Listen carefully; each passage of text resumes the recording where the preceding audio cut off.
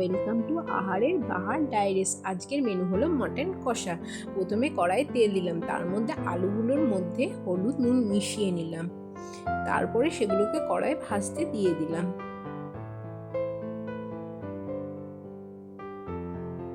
আলুগুলোকে লাল করে ভাজতে হবে।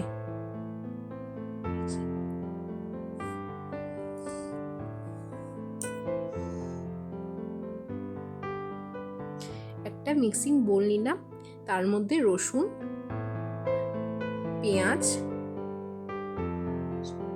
শুকনো লঙ্কা দিয়ে পেস্ট করব। এতক্ষণে লাল করে ভাজা হয়ে গেছে, এবার আলুগুলোকে তুলে নেব।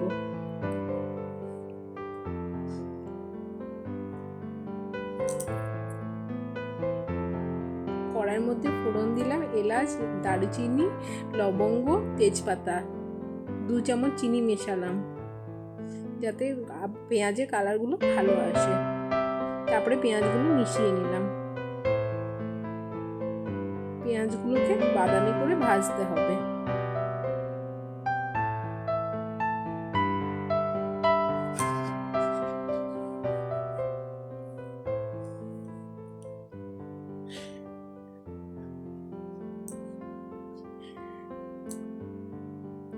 পেঁয়াজগুলো বাদামি হয়ে গেছে, এবার পেস্টটা মিশিয়ে নিলাম। তারপরে হলুদ মেশালাম, কাশ্মীরি লাল লঙ্কা মেশালাম,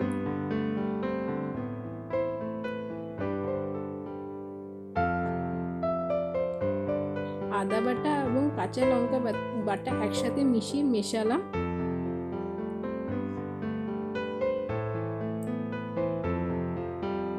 এগুলোকে ভালো করে কষিয়ে নিতে হবে, মশলাগুলো যাতে ভালো করে মিশে যায়।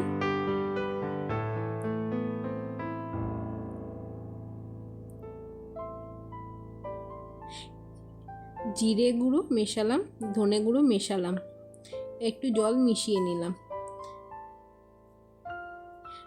এরপরে সিদ্ধ করে রাখা মাংসগুলো একে একে মিশিয়ে নিলাম।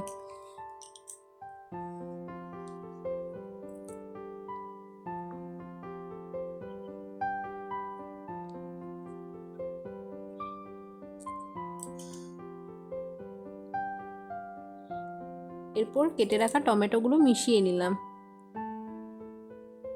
মেশানো হয়ে গেলে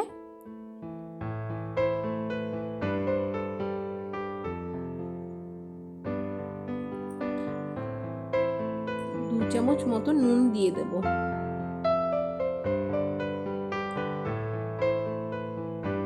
তারপরে আলুগুলো মিশিয়ে নিলাম। এরপরে ভালো করে কষতে হবে।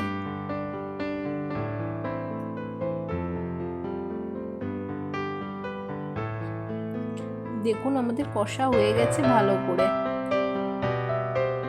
এরপর একটু ঢাকনা দিয়ে দিলাম। জল বেরিয়ে যাওয়ার পর আবার কষবো, তারপরে কম আছে টক দইটা মিশিয়ে নেব।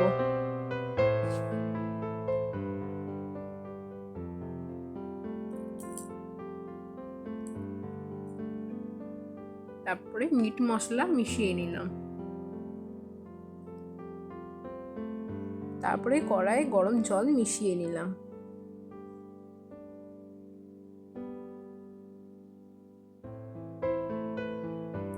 এইভাবে ফুটিয়ে নিতে হবে মাংসগুলোকে। আপনাদের ভিডিও যদি আপনাদের ভালো লাগে তাহলে সাবস্ক্রাইব করবেন এবং লাইক দেবেন এবং কমেন্ট করবেন আপনাদের কেমন লাগলো, এবং শেয়ার করবেন যাতে আরও মানুষ দেখতে পায়। এটা ভাইরাল লুক।